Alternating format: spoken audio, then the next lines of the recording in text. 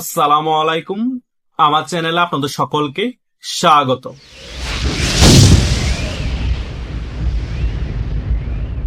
আমার ইউটিউবের অনেক সাবস্ক্রাইবার আমাকে প্রশ্ন করছে যে ভাইয়া, আমরা বিভিন্ন নিউজের মাধ্যমে দেখতে পাচ্ছি এনসিপির নেতাকর্মীরা আওয়ামী লীগের অনেক নেতাকর্মীদের সাথে যোগাযোগ স্থাপন করছে এবং আওয়ামী লীগের অনেক নেতাকর্মীর প্রোগ্রামও তারা অ্যাটেন্ড করছে।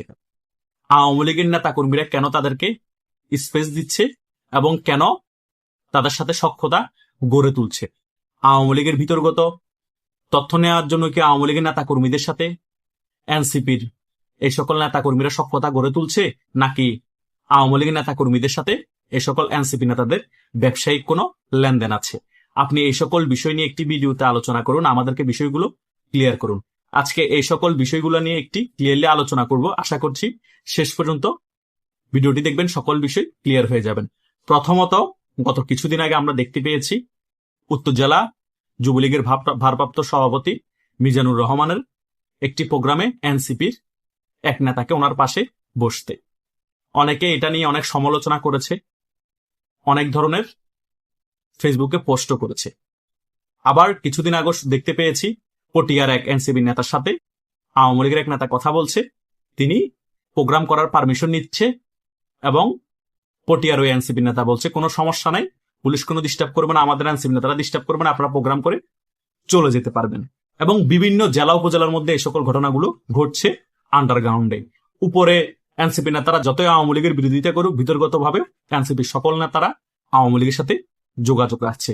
এটার মেন কারণ হচ্ছে এনসিপির সকল জেলা উপজেলা নেতারা ভালো করেই জানে আওয়ামী লীগ যে কোনো মুহূর্তে বাংলাদেশের রাজনীতিতে ফিরতে পারে।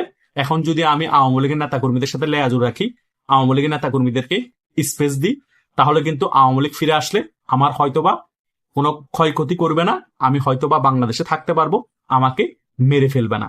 এটা একটা বিষয়। আর দ্বিতীয় বিষয় হচ্ছে আওয়ামী লীগের অনেক নেতাকর্মীরা আছে, তারা হচ্ছে সুযোগ সন্ধানী।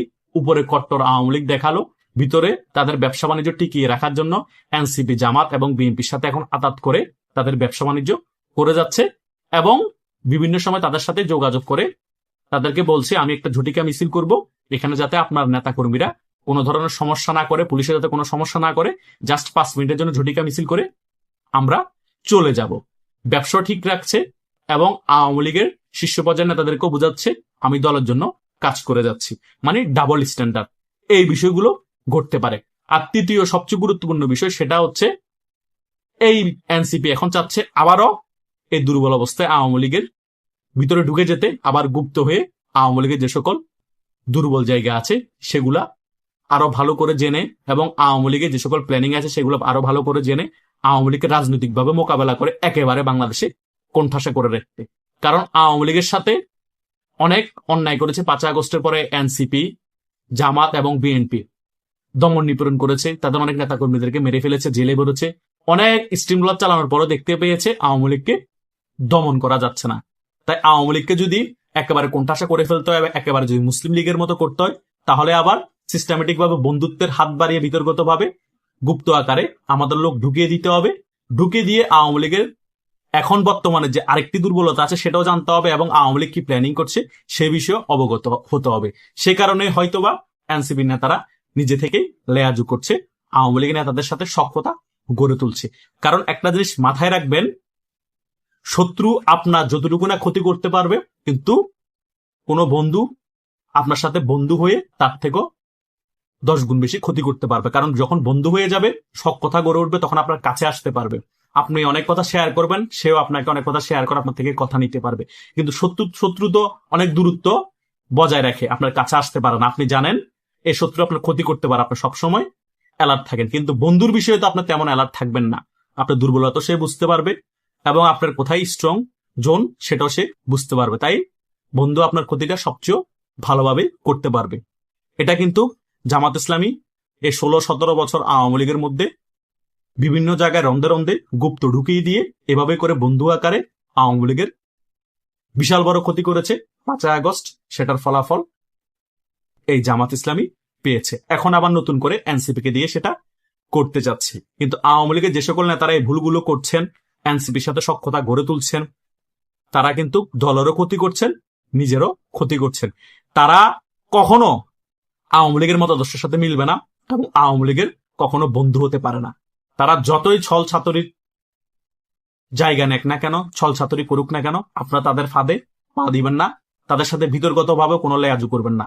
তাদের সাথে লেয়াজু করে কেন আপনার ঝটিকা মিছিল করতে হবে, প্রোগ্রাম করতে হবে, কেন তাদেরকে বিভিন্ন প্রোগ্রাম আপনার ডাকতে হবে? সে যেই হোক, আমার যত আপন মানুষই হোক, আমি সে সকল বিষয় নিয়ে প্রতিবাদ করব। বাংলাদেশে এরকম অসংখ্য ঘটনা ঘটছে, আমার কাছে অসংখ্য মেসেজ আছে যে ভাইয়া এই উপজেলায় এই ঘটনা ঘটছে, এই জেলায় এই ঘটনা ঘটছে, এনসিপির সাথে আওয়ামী লীগের নেতারা বিতর্কতভাবে বৈঠক করছে, এনসিপি আওয়ামী লীগের নেতাদের সাথে সখ্যতা গড়ে তুলছে, এনসিপি মনে ভয় পেয়ে গিয়েছে। একটা কথা মাথায় রাখবেন, এনসিপি কখনো ভয় পাচ্ছে না এবং ভয় পাবেও না।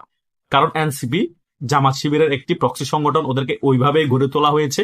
ওরা টেকনিক্যালি কাজ করবে, ওরা আওয়ামী লীগের সাথে বন্ধু হবে, অভিনয় করবে, কিন্তু তারা ভয় পাবে না।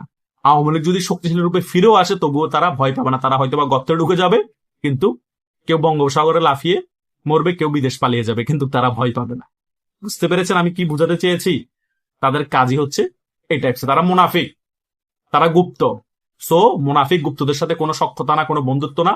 আওয়ামী লীগ নিজের শক্তি দিয়ে ফিরে আসবে, কোনো সখ্যতা লাগবে না। কারো সাথে আন্ডারগ্রাউন্ডে যোগাযোগ করে ঝটিকা মিছিল করা লাগবে না। কথা বুঝেন নাই? আমরা 5 আগস্টের পরে গুটি কয়েক ইউটিউবাররা ইউটিউবে কথা বলে আওয়ামী লীগকে জিয়ে রাখিনি, তখন কি ঝটিকা মিছিল হয়েছিল? 5-6 মাস পরে থেকে তো আওয়ামী লীগের ঝটিকা মিছিল শুরু হয়। প্রথম 2-3 মাস কি আওয়ামী লীগ দাঁড়াতে পেরেছিল? আমরাই তো কথা বলেছিলাম, তখন কি আওয়ামী লীগ টিকে ছিল না? টিকে ছিল তো। সো কয়েকটা ঝটিকা মিছিল করে ভিডিও করার জন্য, আওয়ামী লীগের পেজে ছাড়ার জন্য না, তাদেরকে দেখানোর জন্য বিতর্কতভাবে বিএনপি জামাত এনসিপির সাথে সখ্যতা রাখবেন, এগুলো আমরা মেনে নিব না। কারণ আমরা বিভিন্ন জায়গা থেকে তথ্য পাই, বিভিন্ন তথ্যের ভিত্তিতে আমরা আলোচনা করি। সো যারা এই সকল কার্যকলাপ করছেন, ওই সকল কার্যকলাপ থেকে বিরত থাকেন। এনসিপি কে কোনো স্পেস দেওয়া হবে না, তাদের সাথে কোনো ব্যবসা বাণিজ্য করা যাবে না, এবং ব্যবসা বাণিজ্য করে তাদেরকে কমিশনও দেওয়া যাবে না। তাদেরকে কেন আপনারা ফেলে ফুপে বড় করবেন? আওয়ামী লীগের নেতা কর্মীদেরকেও তো দেখতে দেখি না, জেলে গেলেও তাদেরকে 5 টাকা দিতে দেখি না। কথা বুঝেন নাই? আওয়ামী লীগের নেতা কর্মীরা কষ্টে আছে, হাজার হাজার কোটি টাকা কামিয়েছেন, তাদেরকে দেখেন। ব্যবসা কিছু লাভ হওয়ার জন্য বিএনপির সাথে সখ্যতা করছেন, এনসিপির সাথে সখ্যতা করছেন, জামাতের সাথে সখ্যতা করছেন, পার্সেন্টেজ দিচ্ছেন। কেন ভাই এত আদর্শহীন কেন হয়ে গেলেন? 5 আগস্টের পরবর্তী সময় আওয়ামী লীগের নেতা কর্মীদের সাথে তারা কি করেছে দেখেন নাই? তারা সত্যি কি মানুষ? তারা যদি মানুষ হতো, এরকম জানোয়ারের মতো আওয়ামী লীগের নেতা কর্মীদেরকে মেরে ফেলতো? মারতো না। আওয়ামী লীগ তো কই 16-17 বছর ক্ষমতায় ছিল, এভাবে তো জানোয়ারের মতো বিএনপি জামাতের লোকদেরকে মারা নাই। হয়তোবা কিছু গুম হয়েছে, কিছু হত্যাকাণ্ড হয়েছে, কিন্তু এই 2 বছর শাসন আমল থেকে কম হয়েছে। কিন্তু তারা তো জানোয়ারের মতো মেরে ফেলছে, বিভিন্ন জায়গায় মফ করে মেরে ফেলছে, নিরীহ কর্মীদেরকে জেলে ভরতেছে গণহারে, কোনো কথা ছাড়াই। সো যা করবেন ভেবে চিন্তে করবেন। আওয়ামী লীগের নেতা কর্মীদেরকে উদ্দেশ্য করে বলছি, আমাদের কাছে সকল তথ্য আছে, বিভিন্ন জায়গা থেকে আমরা সকল নিউজ পাচ্ছি। কিন্তু সো মুখোশ যদি উন্মোচন করে অনেকে কিন্তু চেহারা দেখাতে পারবেন না, যারা এখন বড় আওয়ামী লীগের সাজেন। কথা বুঝতে পেরেছেন? যা করবেন ভেবে চিন্তে করবেন। আপনাদের কারণে আওয়ামী লীগের বড় ক্ষতি হয়ে যাচ্ছে এবং নিজেদের অনেক বড় ক্ষতি করতেছেন। আওয়ামী লীগকে দুর্বল করতেছেন, এনসিপি জামাত এবং বিএনপিকে আরো শক্তিশালী করে তুলছেন।